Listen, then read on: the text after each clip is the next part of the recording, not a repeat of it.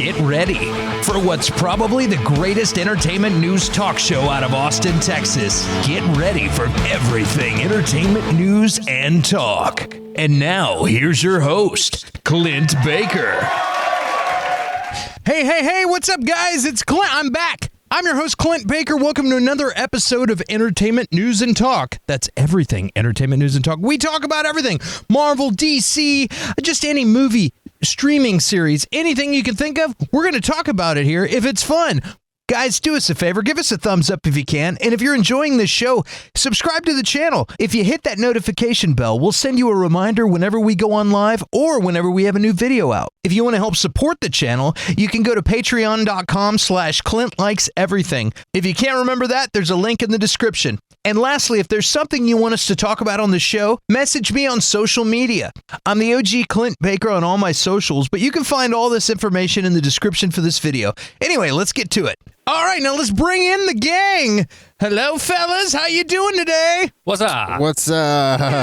Yeah. Man, we got a hell of a show tonight. So many good things. We got to talk about this new Munsters trailer. That's something we got to talk about. And then we got the Lord of the Rings Ring of Power trailer that came out and redeemed the universe. Nintendo's doing some crazy things. We got a Gizmo versus Grogu. Man, there's so many things. And of course, we're going to talk about Thor and the Miss Marvel finale. So, bam.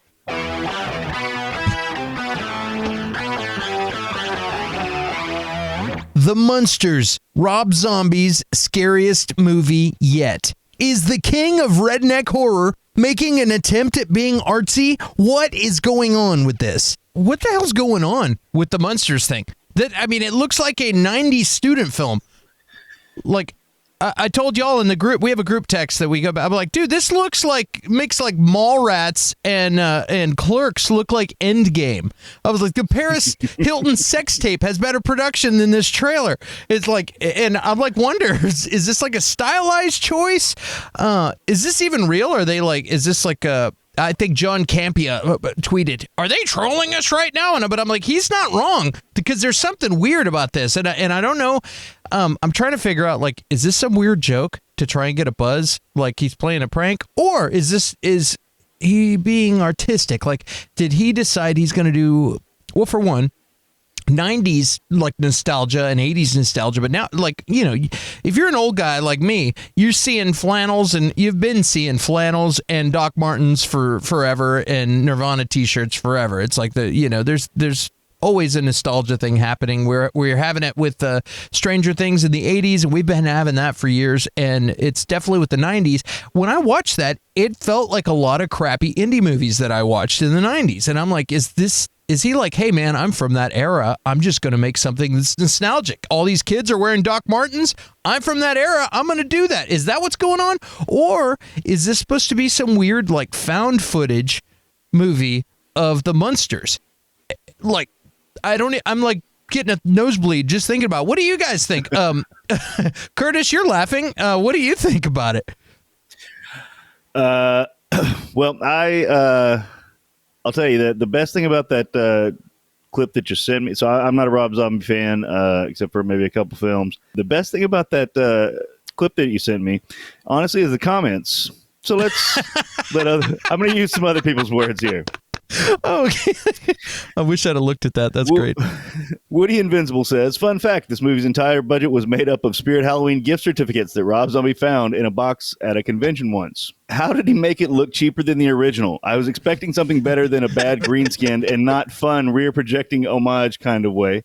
Fan film made on the weekend. What the hell happened to this thing? That was from Far Dog. I put us back on 4 screens because I liked Cameron's reaction. He was looking at the heavens and laughing, and I was like, I think we need our reactions laughing while you read these. Planet 60 Film says, it's not often that a musician of 30 years can't pick out uneven audio levels for the trailer of a $40 million franchise. $40 million budget, and this is what he comes up with. The Munsters are rolling over in their grave. Yeah, it's there's plenty of them in there. That's kind of how I feel, but I didn't have high hopes for it to begin with. I don't think he's a good filmmaker. I think it has to be stylistic. Otherwise, the production studio would be like, what is going on here? Even then, it doesn't look good. I don't know. Maybe I'm wrong. Maybe he's a hidden genius, but I don't know. Somebody's got to be his quarterback where they're like, no. He chose this. This is kids are going to love it. I'll tell you one thing. It does look good for me to poop on. Little Triumph callback. What about you, Derek? What do you think? I don't know, man. Maybe Rob. I think Zombies just. I wouldn't be surprised if he's just messing with everybody. Dude, it's hard. It's hard to explain if you haven't seen this. It's like you can go on some questionable websites and find better production than what's on in this trailer, which is hilarious to me. What do you think, Cameron? I think I've been judging films for a festival all week, and all of those films, and they've all been 5 out of the 6 I've watched so far have been terrible. And they still had better audio equalization than that trailer. And that's my biggest pet peeve. And it feels like Rob Zombie's just going to do what Sam Raimi did to Doctor Strange and just use like his very specific style that he's done a million times and just come fuck our shit up. I think that's what he's doing with the Munsters. I saw the teaser and I was like, oh, this could be okay. And then I saw the actual trailer. And I lost all faith. I mean, it seems like it's like a Wish version of What We Do in the Shadows, the way they're trying to shoot it, you know? It's terrible. It's terrible. That's exactly. It's like he bought the Munsters on Wish, and that's what came in the mail. It's great. I hadn't even thought about what they do in the show. How crazy would it be if he would like, even if it wasn't on purpose, if it was subconsciously like had seen what they do in the shadows, and he was like, "I want to make it this fun, like realistic documentary sort of vibe of the Munsters." And subconscious, all he does is rip other people off. That's all he does. So it wasn't subconscious at all. It could also have been some kind of exec that was like, "Hey, we want to do." What they do in the shadows just got picked up for another season. I think for 2. I think they signed him on for 2 more seasons. So it's like anybody kicking that much ass, somebody's going to copy him. And I'm not saying that's what's going on here, but there's something strange is afoot. And I can tell you one thing: I'm going to watch it. The first episode, I will definitely watch it. And maybe I'll eat my words. But I'm like, holy cow! What is? If you haven't seen the Munsters trailer. Isn't it a movie? Did you say episode? Is it a series? No. It's a movie, but it's gonna be. It's coming out on I think it's coming out on Hulu or Peacock, one of those two. So it's not going to theaters. So is this thing real? That's the craziest thing. So if you haven't gotten a chance at home, guys, to see the Munsters trailer, go check it out. This is definitely a head scratcher. Curtis, you had something to chime in? Yeah, real quick. I lost it earlier. But I did find my favorite from Dr. Spaceman. Oof. This looks and feels cheap, and not at all in a good way. What a terrible day to have eyes. That is the Dr. champion. Dr. Spaceman, ladies and gentlemen. Dr. Spaceman, way to go, pal. Air horn for you, kind sir. Holy crap. Munsters, is this real? All right, well, go check that out if you haven't. And Derek, you got to watch this after the show. It's stupid weird. All right. The Lord of the Rings, The Rings of Power, has released a second trailer for the fans of the J.R.R. Tolkien franchise. The new 2-minute, 30-second teaser trailer for the Prime Video series offers a first look at characters and realms that will be featured in the 8-part series. Prime Video will launch the epic series in more than 240 countries and territories worldwide on Friday, September 2nd, with new episodes available weekly. This comes to us from Deadline. Yes, sir, The Rings of Power. I'm very, very excited about this show. This thing does for my brain what I want Game of Thrones to do. And every Game of Thrones thing that I've seen has looked kind of jank, or like the casting, they look very like just average. They don't stick out. I saw this trailer and all of a sudden I'm like, holy cow, like this is like the epic scale. I mean, everything looks incredible. It's like this tickles the fantasy neurons in my brain and is giving me exactly what I want from this trailer. Granted, they spent $465 million on this show, and time you spend that much money, it better look good, you know? But I read a lot of stuff about this show, and the creators, they said, you know, they did spend a lot, but it was a bargain. And I'm like, how do you call that a bargain? Well, a lot of the money that was spent was to set up the infrastructure so they can do more seasons and whatnot. So that money will be used on multiple seasons. So I said, okay, that makes sense. And they said that it's like the length of 3 Marvel movies in length, right? And it's the schedule of 2 and the price of 1 is basically how they broke it down. That's what they said. And I said, oh, well, when you put it like that, I mean, it's going to be 8 1-hour episodes, so it's a lot of stuff, and it looks, that's the thing about it, it looks the scale and the quality of a theatrical release. This doesn't look like TV stuff where they cut corners. It looks super awesome. So if you guys at home haven't seen the trailer, like, go watch it, and I have a feeling you'll be just excited as I am.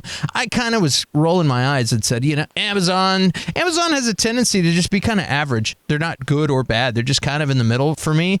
And I just said, oh, you know, Lord of the Rings, I liked it, but I didn't love it. I'm a passive fan with this, with the Lord of the Rings stuff. This has me more excited about this show than any Game of Thrones stuff, like by far. And I was completely reversed. So anyway, what do you think, Cameron? I haven't watched the trailer. I didn't do my homework. Mostly, I have a reason for it. See, I love Lord of the Rings, man. I attribute a lot of the Lord of the Rings to me wanting to be a adventurer in my life. Just watching those movies growing up, I wanted to be like Frodo Baggins and Sam Gamgee and go on a crazy epic adventure through, you know, fantasy worlds. And so if it sucks, I'm going to be really sad. My nostalgia neurons are going to get unpleased. So I'm going to watch it now because of your positive review, hearing that it's good and not going to be a letdown, but I also have the same feelings towards Amazon that their shows aren't terrible, but none of them have been great. How about you, Derek? What do you think? I love Lord of the Rings. I've just actually been rewatching the trilogy over the week. I've been falling asleep to them for like 3 days. Nice. I did not watch the trailer, but I'm on board one way or another. I don't like to watch too many trailers. I saw the first teaser, and I'm good. So I'm going to watch it no matter what people say about it because I just enjoy fantasy, and I've always enjoyed Lord of the Rings. For me, I'm thinking worst case scenario, it might be like The Hobbit, which I enjoyed, but not nearly as much as Lord of the Rings. And if that's what it is, that's what it is. I'll have fun watching it, and then cool, I'll move on. I don't think I'll be let down. Yeah, I'm like you. I would spend 3 days falling asleep to Lord of the Rings. That's my problem. It's like is the Lord of the Rings is really good and it's quality, but the thing with Lord of the Rings for me, it's always been that like it's just a lot of walking. It's like, okay, we're gonna walk, and they just walk, and they're just walking and doing some more walking. You know? There are horses too. They do ride horses at times. I made a joke one time. I don't remember what it was, but it was something like we were at South by Southwest or something, and rather than like take a cab, we decided to walk, and it was like way further than we thought. And I was like, dude, I feel like I'm in Lord of the Rings. We should have got a pedicab or something. This is ridiculous. So that's always been my stupid argument about Lord of the Rings. They're fantastic movies. I enjoyed all the Peter Jackson stuff, but again, I was like, okay, whatever. When I saw this, you know what I mean? When you see some shows, some casting that's done, just some people have just a charismatic face. Like, you're like, I want to see this with this person's face. Something about the House of the Dragon Targaryen show, like, everything I've seen, I'm like, everybody looks really just weird and mediocre, like no character to their face, like boring to me. Maybe I just saw a weird trailer or something, but I don't know. Maybe I'm just missing all the old characters from Game of Thrones, but I said, nobody really looks that compelling to me. Well, let's throw it to the chat real quick. Which one of us has the most charismatic face? Yeah, who's got the most charismatic face? Excellent question. You know, and like that dude from Morbius, the bad guy, he's the only guy in that show that's like recognizable, and maybe that show's gonna blow them up into huge stars. But instantly I watched this Rings of Power show. It just gives you a kind of just a peek at the scope, the like how grand and how much money they spent on this thing to make it look good. So Curtis, what about you, man? Are you excited about this show? I am. So I watch The Lord of the Rings for some reason. Like I have movies timed for myself. Obviously, like Halloween is horror movies, and then there's plenty of Christmas movies and stuff. Thanksgiving break time, that's like my epic movie time. So I'll watch, Lord of the Rings and a bunch of other like trilogies and like big epic films, during that time. So I watch it every Thanksgiving. And I love the Lord of the Rings. It's weird because like I didn't really get to that point until they're out on DVD. In the theater, I was like, those were super cool, but like, I don't know what the big deal is. And then getting them on DVD and be able to sit home and kind of soak them in or rewatch them, I really fell into them. I agree with Derek too. The Hobbit kind of fills the void a little bit, but it's not the same. I just haven't, I don't rewatch The Hobbit all the time. But this show it got me super. It just like you said, I felt it more than I was just like than anything else. It was just like, come. Oh yeah, there's gonna be some sword fighting and hiking and walking, and it's gonna be awesome. So much walking. So they're gonna walk through. Oh man. But like, I do love this franchise. I've read the books. I like the movies better than the books, which is, kind of a hot take, I guess, for some people. But that's the thing too. If they screw it up, like I can't imagine they're investing this much money and they're going to screw it up. But you never know with fans and stuff. Nintendo has acquired a content studio in order to speed up its focus on development of visual content utilizing Nintendo IP. Nintendo on Thursday acquired Tokyo-based Dynamo Pictures, a CG and animation company, and will rename the studio Nintendo Pictures Company Ltd. This comes to us from The Wrap. Look out, Sonic! Here comes a Mario! Who said that? That was weird. Did you like that? I made that Metroid music last night. That was fun. Holy crap, man! So Curtis, were you amused by my my Mario impression there? Here comes a Mario. All right, so Nintendo basically bought a animation studio, which is cool, man. Like these guys. They've got a ton of properties, and they now are going to be able to compete with the likes of like Sony PlayStation Studios or even Riot Games in-house entertainment that did Arcane, who totally nailed it. Arcane's probably my favorite animated thing in the last 5 years. I love that show. If you haven't seen Arcane on Netflix, check it out. But yeah, and I started thinking, I was like, man, it'd be fun to talk about, everybody, we all grew up on Nintendo.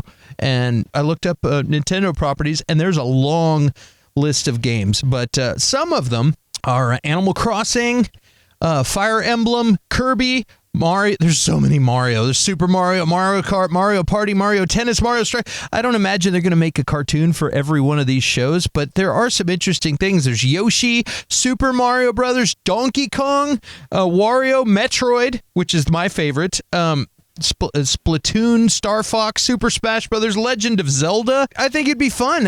What do you guys think? Like, what do you think about some possible Nintendo cartoons? And are you surprised with like the success of Sonic that they would want to be doing something like this? Anybody?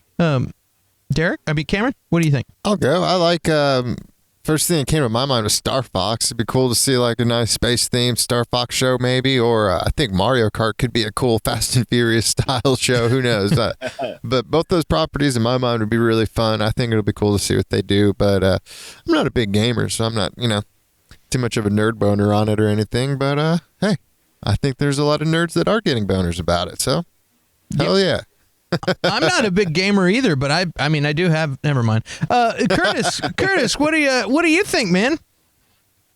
Oh, I was just saying my nerd boner is in full effect. And yeah, this is like I said a while back. Wait, did you say full effect or full erect? Yes. Yes. That's just because it's Friday. It has nothing to do with the subject matter. Yeah, go ahead. Every Friday is a fun day for Curtis. That's right. I have been waiting for this for a while, and I like that they're not necessarily focusing on live action. It'd be cool if they could pull some live action off, but I'm not as worried about that as just getting some good, Pixar type films out of Nintendo. I said a while back that video game movies, in my opinion, are going to be the next wave. Once people get tired of comic book movies, comic book movies will come back and forth and stuff like that. But once people really get tired of them, video game movies, those IPs are going to be the next big thing. And Nintendo's been primed for something like this for a long time. We've had the Super Mario Brothers movie in all its glory, but it didn't really hold up. And with these IPs and the amount that Nintendo has, I mean, think about it. The Mario movie in general is going to do well, whether, like I don't like some of the choices they made, but it's going to do well. And like you were saying, having a Metroid movie, or if they get it right and pull off a Legend of Zelda movie, it's going to be insane. They can have a Punch-Out movie. They can have like a Pikmin movie. They said there's a limited series or some little shorts on Pikmin. That would be amazing if you played Pikmin. Like, the stories that they can pull off with this are going to be awesome. It's going to be successful. Then Disney's going to buy it and own literally everything that I love. So, Yeah. Were you talking about the new Mario Brothers that's got Chris Pratt doing the voice? Yeah. I'm curious to hear if what his Mario voice is, and I'm wondering if I'm going to get a phone call after doing this stream, if they're going to hear me and be like, why didn't we cast Clint Baker in this? They should. I'm surprised you weren't in House of Gucci. I mean, whoa. It's Mario. Yeah, look out. Was that Gandolfini? Did we play a clip of Gandolfini? Derek, what do you think, man? Are you excited? Are you a gamer? Are you stoked? Duck Hunt movie. Yeah. Boom. Directed No. by Mike Judge. But no, I want a Legend of Zelda like anime series. That's what I want. That'd be awesome. That would be sweet. And if they did do something with Super Mario, not this one, I don't know, we'll see. But it'd be cool if they did a big, I don't know, if they did like a Mario series, they could incorporate Mario Kart and tennis and do, I don't know. Oh, yeah. I mean, they could just be playing it. But no, I want Legend of Zelda is all I want. It's all I want. But Star Fox would be sweet if they did because I love sci-fi too. So yeah, bring it, give it. Then they can start doing an Avengers thing, and then they can do Super Smash. Nah, I don't know. That's probably too much. No, I was thinking the same thing. A full-on crossover would be amazing, but sorry. If you look at history, most video game movies suck. They're cursed. I agree with that. Fungus. Trust the fungus. Well, let's go back to Uncharted just real quick. Yeah, I mean, Uncharted. Let's talk about that. That's a video game I hear that has a great storyline. Everybody loves that game, but I watched the movie and it was a movie. Nothing too special about it, and I'm not sure how fans of the game would feel, but even as a non-fan, I wasn't too excited about it, so. What? Sorry, go ahead. Go ahead, Derek. No. What about Max Payne in Prince of Persia, though? I'm Max Payne kidding. was pretty good. I'm kidding. What is it that, like Hitman? One of my favorite video. I forgot it existed until Derek said something, but it's all right. Hitman is one of my favorite video games ever, and every attempt at that has been terrible. It is true. It's kind of like talking about talking about a Netflix movie. It's gonna suck because it's a Netflix movie. Their shows are good. What if you have a video game movie on Netflix? It's gonna double suck. Like, it's like, oh my god. But I wonder if a lot of these things, it's just like, hey, we're just going to crank this out. They don't have 50 years of canon on these characters, and it's open to interpretation. And also, they don't do not every game goes out of their way to paint every detail of their story. So you have a lot of filmmakers that are just kind of connecting the dots and usually doing a crappy job of it. But I don't know. Like, what do you think? I mean, do you think they're going to get better? Do you think? I know there's a new Resident Evil series on Netflix right now that I didn't watch, but I read an article that said it's kind of weird because they're doing flashbacks and present time, so it goes back and forth, kind of the way Arrow does. It's not grabbing people, but I don't know if that's just one writer's skewed perspective. Like the trailer that they show, the little preview when you're skimming through Netflix, looked actually pretty good. I go, wow, they might have nailed it on the Resident Evil thing. What were you gonna say, Curtis? This is the same thing they were saying about comic book movies, and until somebody hits it right, and one of them's gonna hit right. People are hot and cold about the Resident Evil movies, but even that didn't follow the gameplay. Once somebody hits it right, and plenty of like Batman and Superman did before, but the thing is, whenever Marvel Studios existed, Marvel made its own studio and made their movies in-house with known Marvel people. That's when it started to hit. Nintendo's buying this company and going to make their stuff in-house, hopefully, and keep it true to character, and I think that's when it's going to hit. So I don't know, but sooner or later, some of them are going to hit, just like the comics did. It was a long time before people who knew the IP, got involved, and that's like one of them's going to hit, and it's going to be the next, cookie to crumble. They're going to be the next big thing.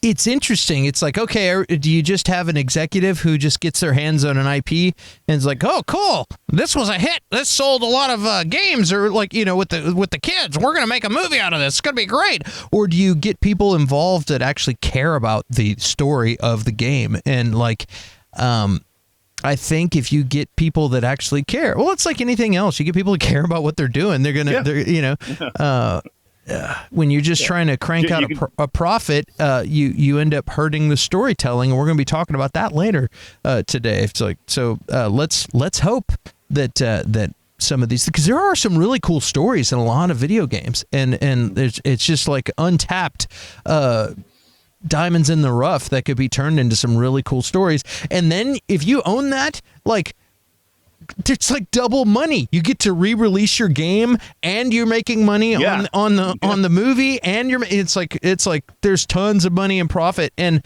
holy crap, man, as we get into the future with VR and things like that, it's really interesting too, because all this virtual reality stuff, like, I wonder how long it's going to be where movies are like choose your own adventure books and stuff, where you're living in the movie in the VR, and it's going to be weird. To where I've wondered. I wonder, once VR does take over, are people even going to want to watch regular movies, or are they going to want to run around and see different angles of the gunfights and stuff? I mean, it's the future's going to be crazy. Like when you really dive into it, it's nuts. But anyway, that's. And I'll say real quick, I would rather have them never make a Zelda movie than to make a bad one. So, well, The Last Airbender turned out great. So I mean, shut up, shut your mouth, dude. How about this? Isn't Nintendo, but what about Golden Axe? I would love to see a kick-ass Golden Axe movie. That would be super. Yeah, cool. Why not? That would be good. That'd be badass. Oh no, I just thought of the Far Cry movie. Did you guys ever watch the Far Cry movie? No. You should totally watch it. I don't it's know. So good.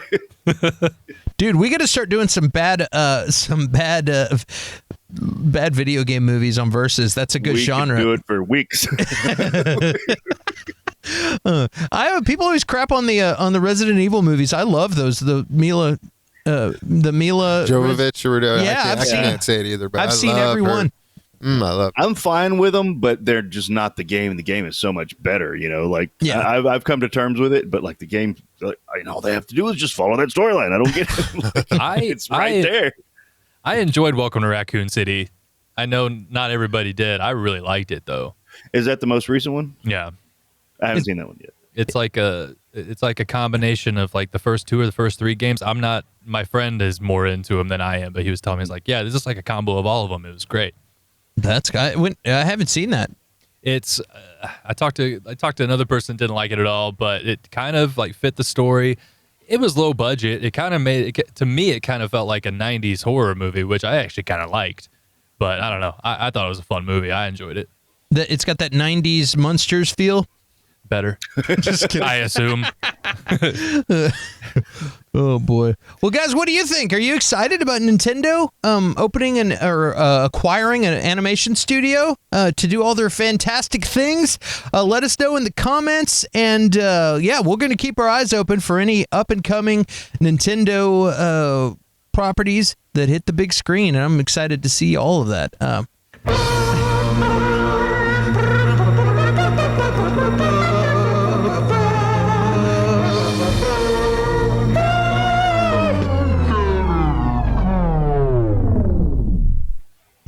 That's right, guys. The official Star Wars mouth trumpet song that I did. I like to use that anytime I can. We got some crazy news. Okay, Gremlins director Joe Dante slams Baby Yoda as completely stolen and shamelessly copied via IndieWire. This comes to us from Variety. That's weird. What do you guys think? It's not that weird. It's not that weird. Do you think this guy? Is right? I think this guy's just as pathetic as Steve Ditko's kids coming after Marvel, dude. Shut up. It's Yeah, Joe Dante is the director of Gremlins, and you're like, shut up. He didn't create Gremlins; he's the director of Gremlins. But I was reading this article, and I was thinking, this is weird. And Joe Dante, who popularized the Gremlins with his 1984 horror comedy and its 1990 sequel, recently told the San Francisco Chronicle via IndieWire that Baby Yoda is nothing more than a shameless ripoff of the eponymous creatures, particularly the lead gremlin named Gizmo. I think the longevity of the film, blah, blah, blah. As I went down and read this article, and I go, is he being funny or is he serious? Then it said that the Gremlins franchise is returning this fall thanks to HBO Max animated series Gremlins: The Secret of Mogwai, which Dante serves as a consultant on. And I go, bam, there it is. There it is. He's just trying to get some clicks, man. I was like, I haven't heard Dante's name in years, and maybe he's kind of half joking, but he's promoting a show. That's why he's doing interviews in the first place. Like, he's promoting a show, and I'm sure he probably had some publicist that is saying, hey, look, negativity gets clicks, so if you want to, if you, that's interesting, you think that he might have made a wisecrack about it. Oh, yeah, Grogu ripping off Gizmo, and they probably say, hey, why don't you run with that? Say that in the interview, because beef gets headlines. We're sitting here talking about this like that's what you do when you're a director and when you're making the rounds and he's been consulted for this new show, and it's to be expected. I think. What do you guys think? Do you think I'm right? Do you think he's just saying this so that we can get some headlines for the up and coming Gremlins show, or do you think he's legit pissed and thinks thinks that Grogu is a ripoff? I think 20 years ago, if he was promoting a show or whatever, he would have been saying the same thing about Furby. So who cares? Furbies? He did, and they did. They sued Furby, and they won. And now, for every Furby sold, had to pay Gremlins a substantial amount of money. They did. That happened. My thing is, and I'm sure it's just for publicity, but like the first time we saw Yoda was in 1980, and Gremlins came out in 84. Grogu is just a smaller version of Yoda. Well, let's compare. Some people are saying that no, but look at how close they look.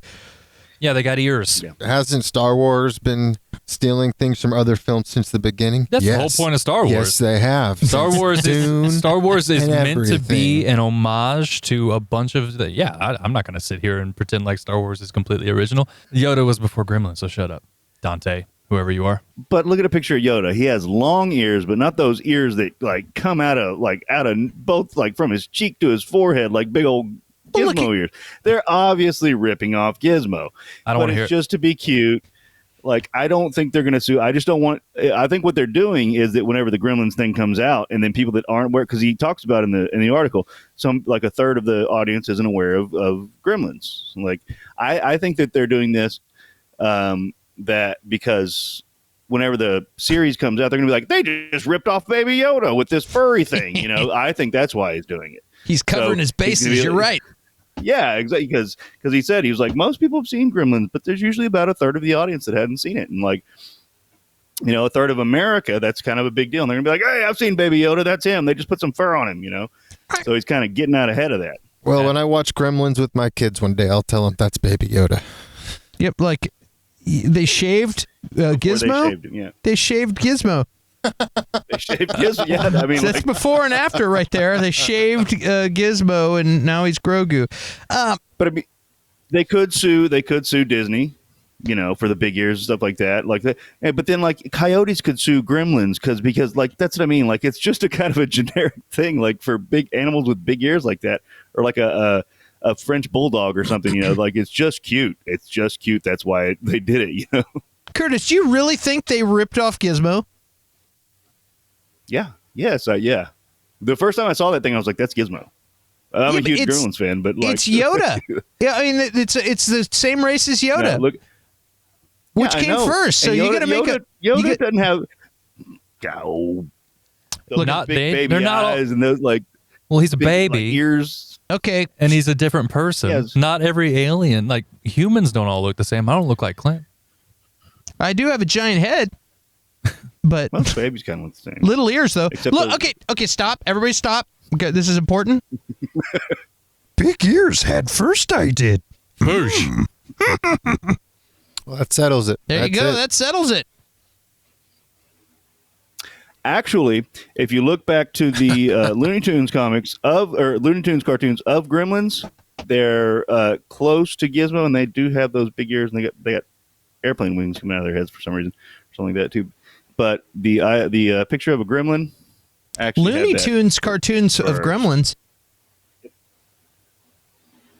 Yeah. Oh man, it looks so Yoda-esque. It's so Yoda. It kind of is. That one looks more like Yoda than actually Gizmo does. Look at that. That's drunk Yoda right there. Look at this. Big ears had first I did. Yeah, I don't see it. No, man. I mean, it's a fair thing to say. I know what jealousy looks like. What do you guys think? Yeah. Yeah. Jealousy. Cheap publicity. I think so too. I think the real thing is who cares? Who cares? Who cares? I don't care. Is anybody gonna watch the Gremlin show when it comes out? No. Nah. No, I Totes. Oh, yeah. yeah.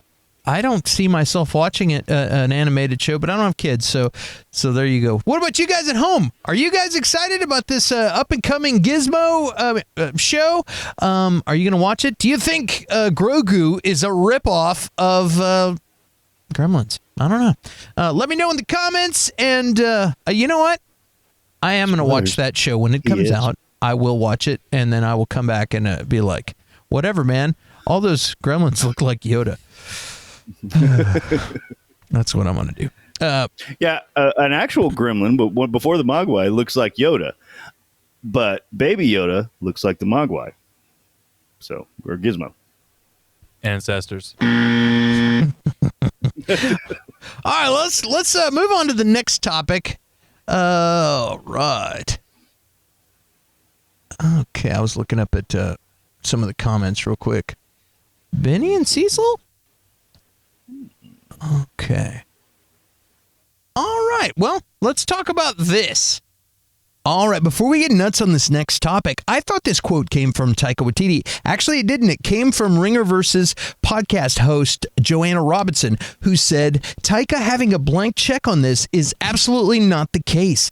He got more leeway than he got with Ragnarok, but there was a mandate to bring this movie in under 2 hours. It comes in under 2 hours, and they cut a ton of stuff out of this movie. This came from an article in BGR, and it was a quote from Joanna Robinson. Interesting, man. This information, granted, I didn't hear it come from the horse's mouth. I heard it from somebody else, but there are outlets that are reporting that there may have been a 2-hour restriction from Disney. If this sounds familiar, that's how Warner Brothers screwed up the Justice League. Remember that?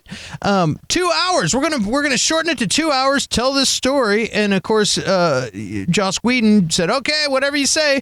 Got it in just under 2 hours, and granted, it was super long. But when we saw the Snyder cut, we were like, "Wow!" When you let somebody do exactly what they want, maybe it's super long, but amazing. Amazing storytelling. If you saw the Justice League, you're like, wow, they just crammed this down into a really fast, digestible. It's fast food basically, and it is definitely not a sit down meal. It's fast food is what they made. And if you're saying, why would they shorten a movie? Why wouldn't they let a creator just tell the story the way they want to? The reason is, if you have under 2 hour releases, you can cram more showings in one day in the theaters and make way more profits. If think about it, if you had a 4 or 5 hour movie, which, I'm sure a lot of directors would love to have, you'd only have a few showings a day. There's not enough theaters to make as much money. But if you shorten it to 2 hours, you can make a ton of money faster. And we all know that's what big movie studios like Disney like to do. But we know that we've got our guardian of Marvel, the Kevin Feige, has been quarterbacking the entire MCU for years and years, for over a decade. And all of the fan dorks were like, yeah, dude, in Feige we trust. And I've seen some people that are like, I don't know about Phase 4, man. But there are other people that say, trust Feige, dude. He hasn't let us down yet. You know what I mean? And the Endgame was a peak. You got to drop it down so you can build back up to another climax. You can't keep going up, or you end up with cars in space like F9, right? Okay, so just give it some time. They're building a new foundation. This is a whole nother set of characters they're working with. Okay, I can handle that. But if you're telling me now that the new CEO of Disney, and he's been around for a while, but Chapek has been changing things up. He's not used to working with creatives. He's been pissing people off left and right. And Bob Iger spent years respecting creatives and doing things right and understanding talent and knowing that Feige, he's got a good head on his shoulders. I'm going to trust him to do this. I'm going to trust Pixar to do this. I'm going to, and they gave Feige a lot of freedom and stuff. And everything I've heard is that Bob Chapek now is putting bean counters in positions of supervising everything. And that was the thing that Bob Iger did, is that he took the middlemen out and just said, you know what, Feige, you just report to me. And there was all these middlemen, and that's what most of these CEOs do. They have all their cronies and all these people they've been working with for years, and when they move into these seats of power, they want to feel comfortable. One, you have to establish dominance, so you put all your people in charge. Two, you want to feel good, and all your golf buddies now are working under you, and you're giving your friends jobs and everything else. And so now basically, I'm starting to go on a rant, but so now basically it looks. What do you mean it looks? Well, we're getting the puzzle pieces here. We in this article, we know from the actor he shot some scenes with Peter Dinklage and Jeff Goldblum that never made it to the final cut. We've heard that, and then Natalie Portman also said that entire planets in the story got completely cut out of this. And then we also know that Lena Headey's management company sued her, and if you do the math, it comes out to $7.5 million. So she got paid a lot of money to be in this. You're like, why would you have Lena Headey, A-list, Peter Dinklage, A-list, Jeff Goldblum, A-list, Jamie Alexander, who plays Sif, she was barely in the movie. You have all these things, plus it was a weird, fast-paced storytelling situation.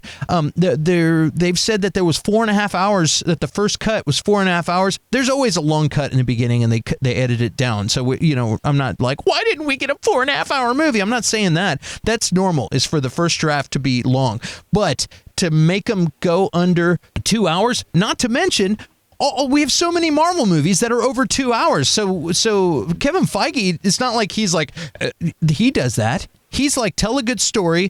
That doesn't go with the story I'm trying to tell. That doesn't go with continuity. Hey, that's a little different than the comics, but we're going to do that so this makes sense. He's got the next decade planned. You know what I mean? That's how he rolls. And so to me, this smells suspiciously like Disney is trying to make a bunch of money in the theater and shortening the showings, only because Kevin Feige doesn't do that. From what we've seen, we just had Spider-Man No Way Home, and it's frustrating. It's a lot of information, but it's frustrating. But the real question for me, bam, did Disney sabotage Love and Thunder? I still think the movie was a little funnier than it needed to be, but did they take a bunch of the meat out of this movie that would have made it make a little more sense, or maybe be a little more Ragnarok-esque, or just flow better? Cameron, what do you think?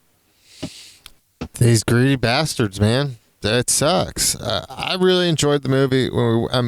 We saw it. I had a great time.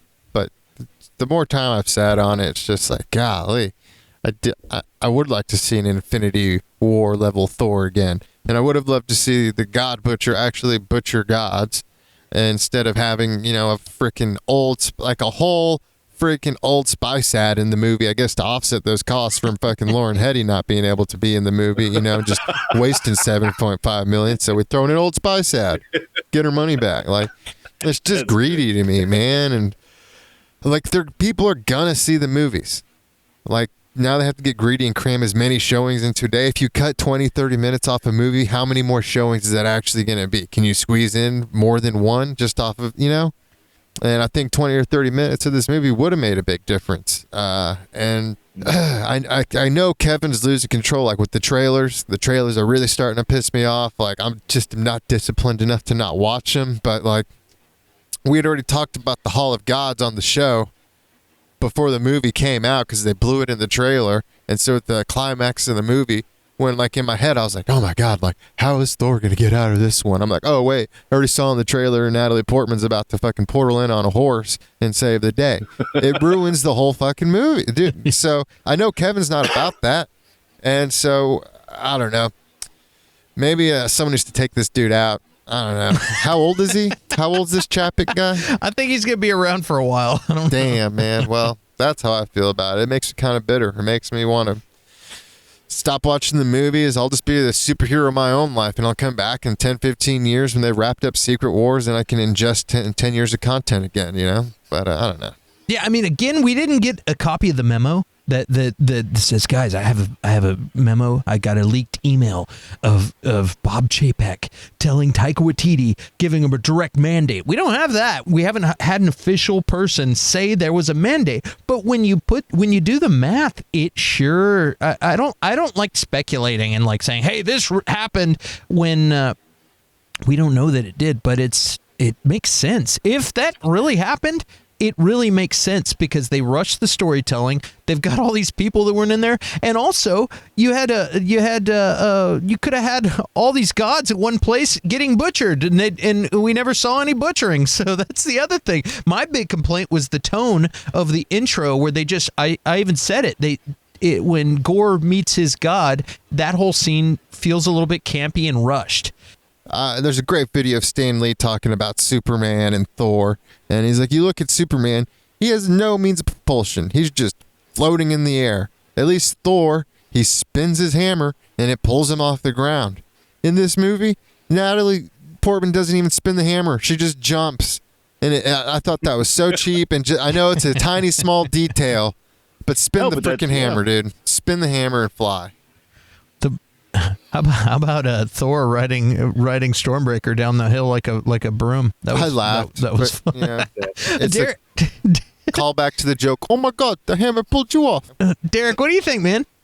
I've lost my passion for the MCU a while ago, and I'm not surprised by any of this. If Disney wanted to shorten it up, if Feige wanted to shorten it up, I know that they've had their hands, like, they control those movies. They have an outline of where they wanted to go. So the creators, the directors do not have complete control over any of these movies, and they never have. Back when Age of Ultron came out, like Joss Whedon, that's the reason why he stopped making Avengers movies, was because they kept telling him what to put in and what he couldn't do, and like giving him ultimatums like, hey, put this in or you don't get your Hawkeye family farmhouse scene. So he quit. He finished it. He quit, and then he ruined Justice League, and now he's the worst person in the world. But I'm not. Yeah, I mean that's what they've done. But yeah, no, I'm not surprised by any of this, and that's why I've lost my passion for the MCU, and why I'm just not excited about it anymore. I'm still here for the ride, but I don't have high expectations for any of it anymore. None of it. I'm just here for a good time now. I watch this because I want it to be fun. What makes it not fun is when movie didn't go the way you wanted it to, and if you chalk it up as just a miss, they're not all home runs. Sometimes they miss. But when you read an article that says, hey, the greedy bastards upstairs might have sabotaged this to ruin your movie, your property that you've tattooed on your body, that you've been keeping up with and reading about your whole life. It's bad enough that they jacked up the tone on this and had zero reverence for the character and the history. But when you find out they screwed the storytelling up for profit, I mean, and it's no secret that movies are made for profit. It's nothing wrong with making money. But when you sabotage the storytelling, for one, you ruin the long run profitability of a movie if you tell a shittier story. If maybe you get more showings the first week, and if you're trying to get first week numbers, that's one thing. But if you tell a great story people still watch The Princess Bride all the time because it's a fantastic story. If you tell a great story, cool. If you compromise the storytelling for first week numbers, you end and bonuses, it's a disposable movie when you do that, because like how many times you can rewatch that? I'll watch Ragnarok. I saw it last week, and I could watch it again in the next week or two. I love that movie, but how many times do I want to watch Love and Thunder again? I don't know. Curtis, what are your thoughts? Speaking of tattoos of Thor. Yeah. I realized you're just trying to get me fired up a little bit there, and you worked. If I kind of wanted this to be true, I felt true, because I like, although I am getting Taika Waititi fatigue, if they cut out a lot of stuff, that makes sense, because it did feel incredibly rushed. It did feel the parts that were supposed to hit didn't have time to hit because they were going to have goats yelling at you. And I want, it's like, oh, I'm dying. I've got stage 4 cancer. Like, well, okay. Like, all right. I think that makes sense. But they wanted more showings. They're like, we got all these movies coming out. They're long movies. We want more showings. Blah, blah. That makes sense. I don't think it's Kevin Feige. I think Kevin Feige kind of checked out. He does the appearances. I think he kind of, is the big boss. But I think he kind of checked out. Like, he's already won the Super Bowl. Like, once you win your first Super Bowl, there are some coaches who are like, I want to win another one. I have to win another one. And there are some coaches who are like, man, I won the Super Bowl. That's what I wanted to do my whole life. Now I kind of want to do something else. I think he's the latter. Phase 4 is, in my opinion, a mess. It's just not good. And here's the deal. I saw a graphic today. Phase 4, just Phase 4, with all of the content, is we already have more hours of content than all of Phase 1, 2, and 3 combined. If you talk about the shows and the movies, Phase 4 already has more content than 1, 2, and 3 combined, and it's still directionless in most people's opinion. Is it, though? We just got some huge revelations. Oh, yes. Oh. That had better not become a regular thing on the show. It's exciting, like... I'm going to throw up.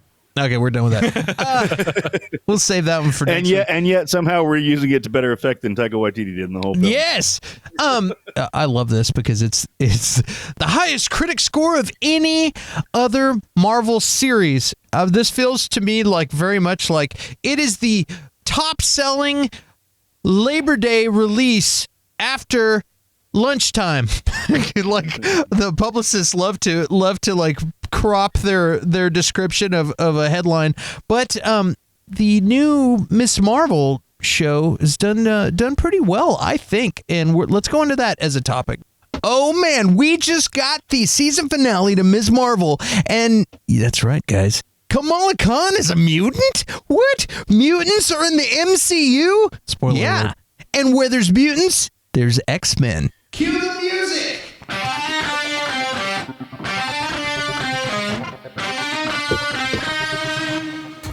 Yes, sir! We got mutants in the MCU. Mutants in the MCU! Miss Marvel got a 98% tomato meter score. That's a critic rating. 98%, 80% audience score. And this show's been received in many different ways. I absolutely love this show. Like the characters were all likable. Kamala Khan character, it was great. The actress they picked for her was fantastic and just likable. And I caught myself at some points just smiling, like, hey, I like this person. And instead of like wondering if they cast the right person or looking at it, like, I just like the person. I like the dad. I like the mom. I like all the people in this show. I enjoyed the show. The family was cool. This, to me, felt more street level. I know she's got superpowers, but this felt more like Daredevil in his neighborhood or Spider-Man in his neighborhood. It was Kamala Khan surrounded by her people and her community. Granted, they went to Pakistan for a couple of episodes, but I loved the show. I had a great time, and I started this show kind of like hesitant. I go, okay, this is going to be like, this is a little bit too Nickelodeon for my blood. I don't know if I'm going to like this show. And by the second episode, I was having fun. And then the next episode, and then I'm like, this is full on MCU. The production was great. Everything looked good, felt good, was fun. 6 episodes is a very short time to tell a story. I was wishing they had 8 episodes, like a lot of shows, but they put a bow on it in a good way on the last episode. And then, spoiler alert, if you watch the post-credit scenes, the end of the show scene basically say, hey, there's something weird. Your genes are different than your family, which was helpful because you would think that her family would be able to use her bracelet too. But the reason she reacts is because she's a mutant. And I thought it was cool. I know she's an Inhuman in the comics, but really, Inhuman is just a mutant. Anyway, Curtis, what do you think about this? What are your thoughts on the show? Have you watched the show? And did you enjoy it? And what are your thoughts? Because like I said, I was kind of skeptical at first, but I really enjoyed the show. I thought it was cool. Yeah, we both were, and we kind of talked about it. And I had some reservations stylistically. At least episode 1, I will say, in parts of they brought it back at the end in the final episode. Stylistically, like it was just built for a younger audience. I mean, all the way across the board, but like it was just overwhelming in the first episode. But I'll say, like honestly, it might not be my favorite, but to me, this is the most complete and the best thing out of Phase 4. Like it just is. It's the most complete story. It is the most influential so far on the rest of the Marvel universe. All of the characters are good. There's a couple, I do have nitpicks, like the fact that, like, basically at the end she's helping the bad guy when he, like, I don't know, but like it's very much a complete story. And you're right. It was the most street level thing that we've gotten out of the Marvel universe, if you don't count the Netflix shows. And that's what I was hoping for more. It's just really good. There are it is more kiddie in some ways, but it didn't end up being as kiddie as Love and Thunder, in my opinion. So I literally think this is, maybe not my favorite, but the most complete and best thing that has come out of Phase 4. Like, this is just a good show. Yeah, I don't think he's supposed to be the bad guy. I have a feeling he's going to end up in the Marvels as part of the team. But yeah, but I know tried to kill several people. Yeah, I know what you're saying. Yeah, but he's going to be redeemed, hopefully. Cameron, what do you think, man? I do not agree with Curtis at all. No. What are you talking about? Moon Knight just came out. I just checked. I don't understand. Moon Knight kind of sucked, though. Oh, fight! Uh-oh. Those are fighting words, Curtis, and I did not agree. But let's just stick on topic with Miss Marvel. I never got any characters I cared about in the show. I don't understand why you would bring Black Bolt into Doctor Strange, then to just make Miss Marvel a mutant. If she's the first mutant in the MCU, I'm pissed. I don't like it, and I'm butthurt about it. The show wasn't good to me. It was very kiddie. Love and Thunder was actually more kiddie, but hey, this sucked the passion out of it for me. Like, I'm starting to feel how Derek's feeling. I was more obsessed and nerdy about it, and now my passion's kind of fading. And hopefully She-Hulk will come and redeem that. But Miss Marvel didn't do it for me, and Thor didn't do it for me, and starting to get marvelly frustrated.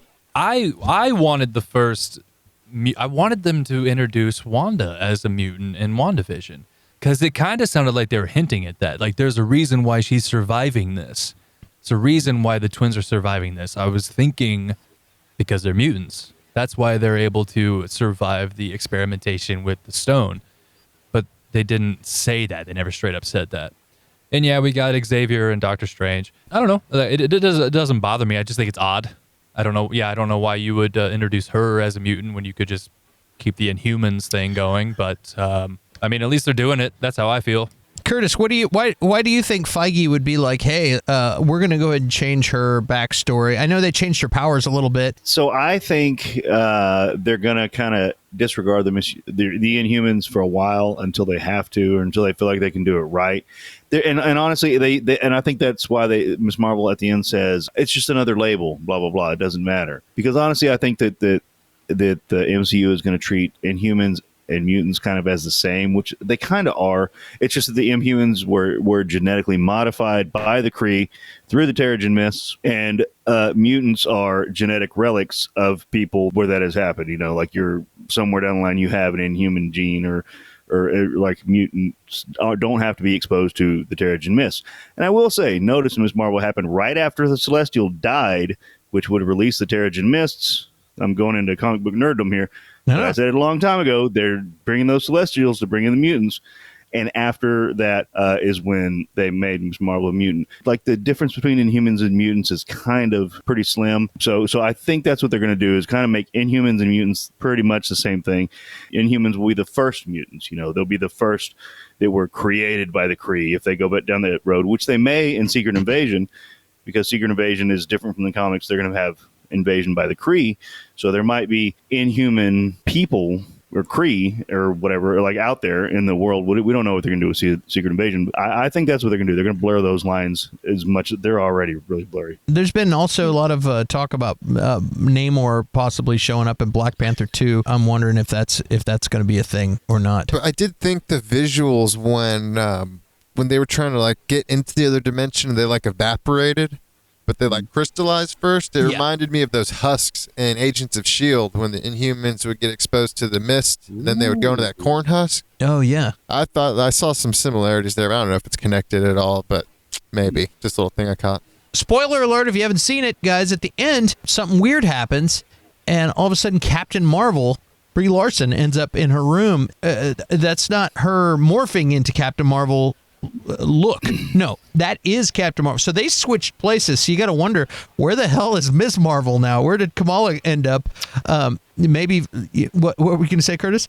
If you remember, the last time we saw Miss Marvel or Captain Marvel was there. She was like, "I'm going to go investigate Shang-Chi's, 10 rings." And if you watch Miss Marvel, the crypt has the 10 rings on it. Mm-hmm. And that's where they find the bangle. So to me, it seemed like wherever Captain Marvel was, she found the other bangle. And once she put it on, they switched places. Was she wearing a bangle? If you look, yeah, she's got. I need to go back and watch that. If Captain Marvel's wearing the other bangle, that would be wild. If Kamala ends up with both bangles, what if she's like super mega quantum Miss Quantum Marvel? She can turn into the lame hero Quasar. Yeah. He had the nega bands. Well, whatever. Yeah. Captain Marvel was looking great. Got her hair back and looked good. I'm excited to see what happens with this Marvels thing. I'm excited. People are like, yeah, Clint likes everything. The Eternals. I enjoyed that movie too. People have been dogging a lot of stuff. Again, I think we're just setting up, and things are about to get really, really get interesting. We got mutants. We've got a lot of good stuff coming. So here's my prediction for Phase 4. I think we're gonna get to where we get, and we're gonna look back, and the same way, like after Shang-Chi came out, to me that made Iron Man 3 a much better movie, because it just had some resolve there for me. So I think a lot of these movies we don't like now, I think they'll be made better by future movies, is my hope, but we'll see. Well, guys, what do you think? Are you excited about the finale and mutants and the Marvels? How you feeling about Phase 4 so far?